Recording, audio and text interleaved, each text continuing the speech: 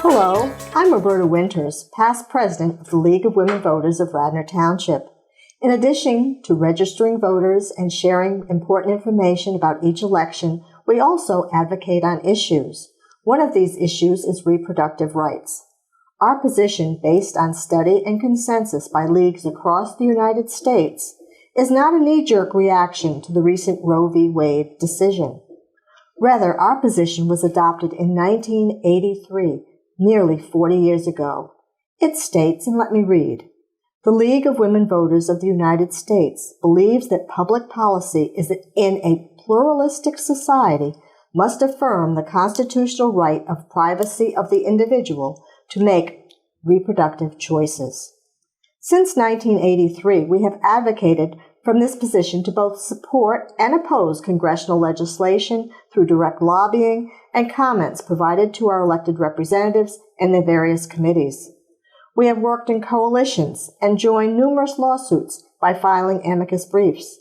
While many of us may be aware of what is happening nationally, there is a lot going on in Radnor and in the state of Pennsylvania regarding reproductive choice right here and right now.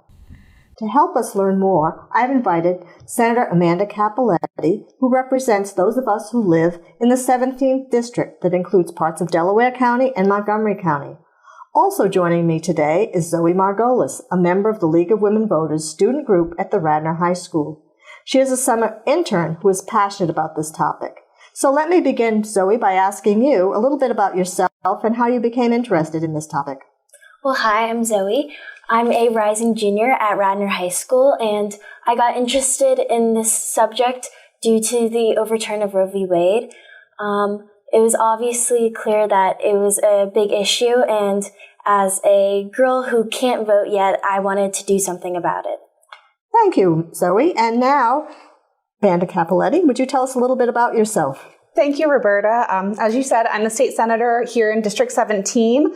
I am a lawyer with my master's of public health, and I've had the pleasure to work in several advocacy spaces, including, prior to being a state senator, as the director of policy for Planned Parenthood. Well, you seem to be the right person for today. Zoe, I'm going to turn most of the questioning over to you because this is your role.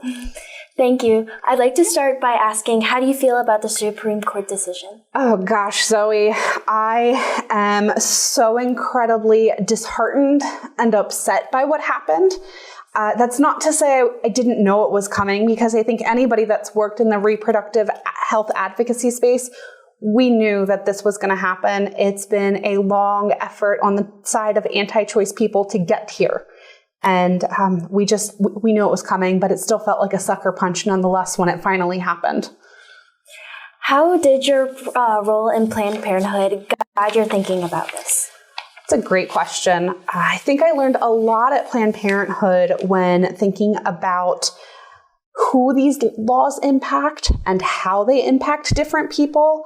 And I think perhaps one of the most important things that I took from my role in Planned Parenthood is being able to read legislation with a more nuanced lens and being able to look for the hidden piece that on first glance might not seem so bad, but really it is a way to target access to abortion care. So what are you doing as a state senator to put your sentiments and those of many others into action? Another great question. So I am one of 4 co-chairs of the Women's Health Caucus. And we are a group of legislators who believe in abortion access, as well as the intersectionality of many other policy issues. We are working together right now to put together press conferences all across Pennsylvania and to do policy hearings all across Pennsylvania to really help educate individuals, to let them know that abortion is indeed still safe and legal here in Pennsylvania, but also that that's not a guarantee. We are not a safe state, and that we do have a General Assembly in Harrisburg that is working every day to chip away at that access. We're also creating legislation that aims at protecting the right to abortion care, to removing restrictions and barriers to accessing abortion care, as well as other aspects of reproductive health care, whether you want to continue a pregnancy to term or if you want an abortion. We're trying to make sure that we really invest in the science and medicine behind that and that people have access to health care. That's really inspiring. So what are those who support limits on reproduction in the PA legislators doing? So I think there's two paths here. We have what were they doing before Roe fell? And they had a lot of things that they were doing. They were putting out a lot of different bills that were very nuanced. We call one a disability abortion ban, which essentially would say if you end up with a fetal diagnosis of Down syndrome, you would be barred from having an abortion. Or it would be illegal for you to have an abortion. You can find out if you have a fetal diagnosis of Down syndrome as early as 10 weeks with a lot of the different technologies that we have out there right now. And that's well before the 24-week limit here in Pennsylvania. So that's one thing that they would try and do. Then there's other pieces of legislation with the nuanced language, like I mentioned, that would create personhood from conception, which is one step shy of saying that abortion is murder. Each of those pieces, things that have made it to the governor's desk, a 6-week ban on abortion, all of those things, there are some that have passed and made it to the governor's desk. And we've been really fortunate to have a governor who was elected on a platform of protecting access to reproductive health care, and he stuck to his guns and he vetoed every piece of legislation that made it to his desk. However, now that Roe has fallen and abortion access has gone to the states, we have legislators who are really pushing hard for what's called a constitutional amendment here in Pennsylvania and changing our constitution to say that there is no right to abortion care funding or abortion care access in general here in Pennsylvania, which is incredibly problematic and really quite scary. So you mentioned these constitutional amendments, and I was just wondering, how do they work? Great question, because not a lot of people know in Pennsylvania, we vote on the constitutional amendments as constituents, as citizens of the Commonwealth. So what happens is when we want to change our constitution in Harrisburg, in 2 consecutive sessions, 2 years in a row, you have to put out a resolution that passes both the Senate and the House. It never goes to the governor's desk. Passes the Senate and the House. 1 year, passes the Senate and the House with the exact same language. Another year in a row. And then it goes to our ballot for us to vote on. But the really key piece in all of this is they say that it's about giving a voice to the people. But if they really wanted the people to have a voice, they would do it so that we would be voting during a general presidential election, November 2024.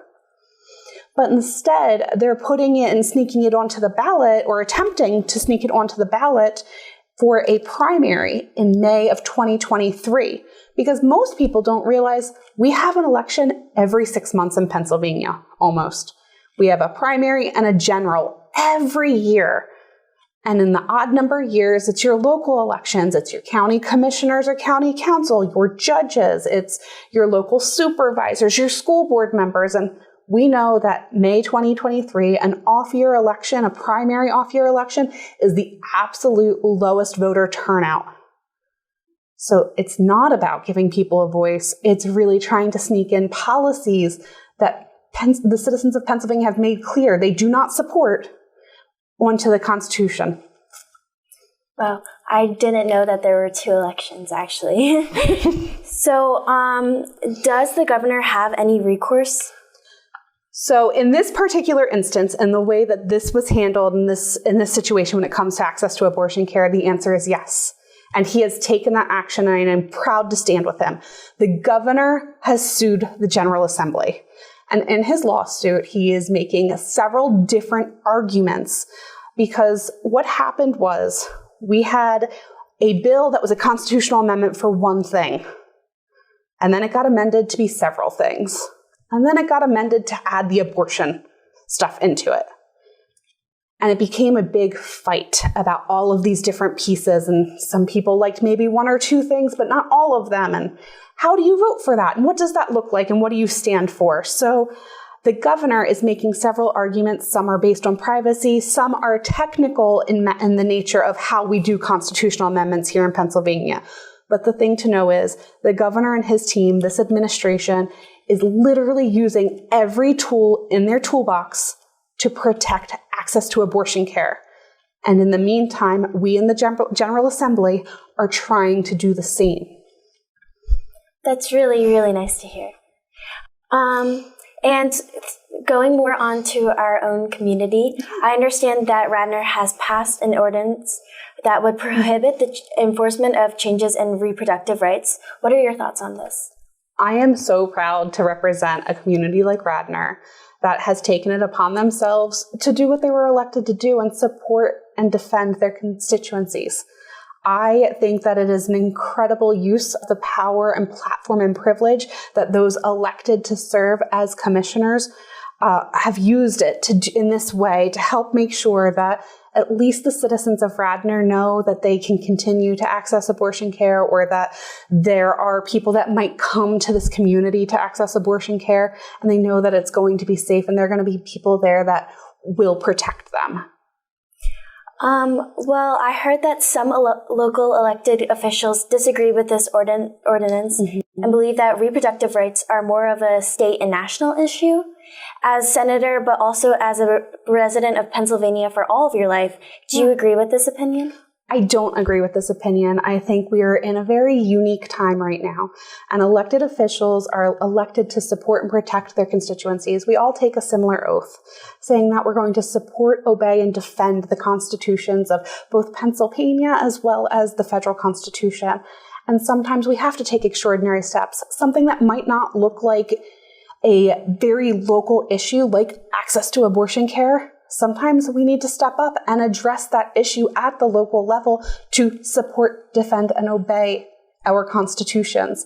So I don't agree with that. And also, I think that it's really important that people understand that big change, big things happen, and they didn't happen by, following very specific, narrow rules. Sometimes change and things happen by thinking outside of the box, doing things just a little bit differently. And I really believe that's what the Radnor Township Commissioners have done, and I applaud them for that. And my last question for the day is, as a young person who cannot vote, what can I do to help?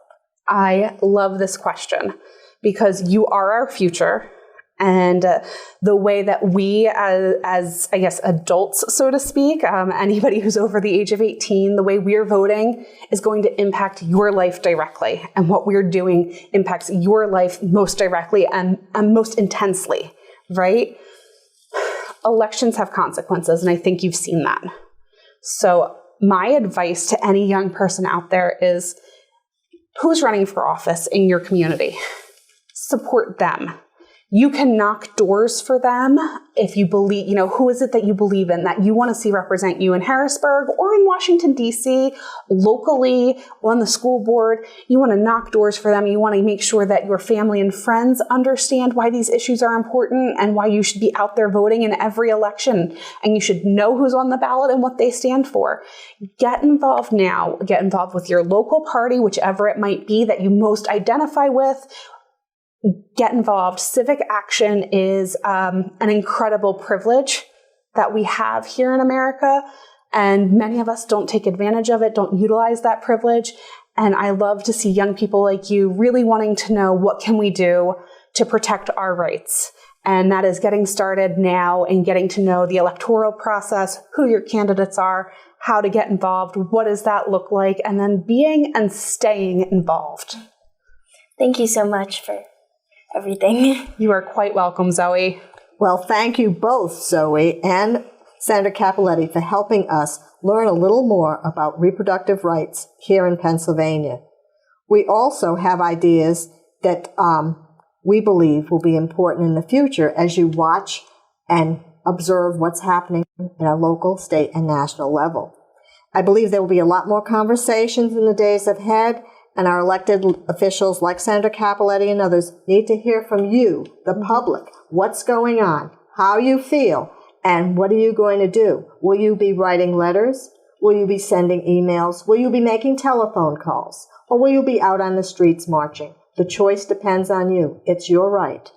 Now, what the League of Women Voters of the United States and our CEO said in response to the Supreme Court decision was this: women hold the power to create a more perfect democracy. We will not stand by as constitutional rights are stripped away one by one. Women's rights are human rights, and we will continue to fight until the right to abortion is restored. Our lives depend on it. This is a powerful statement from a powerful group. And as a reminder, the League of Women Voters is open to all of you. We are committed to diversity, equity, and inclusion. Go on our website, theleagueofwomenvoters.org, to learn more about us and our membership. Students like Zoe, all the way through graduate school, can join us for free. Civic participation is important, and it begins young. On behalf of the League of Women Voters of Radnor Township, I wish to thank you, our audience, for listening. We are optimistic that it will be prompt action on your part. Again, be it that phone call, be it that email, or be it a march, will make a difference. Again, our guests tonight were Zoe Margolis and Senator Amanda Cappelletti, for whom we are most grateful. Finally, we would be remiss if we did not express our continued appreciation to Mainline Television Network for their time and effort to provide a venue to educate the public on important issues such as this to our community. Thank you all.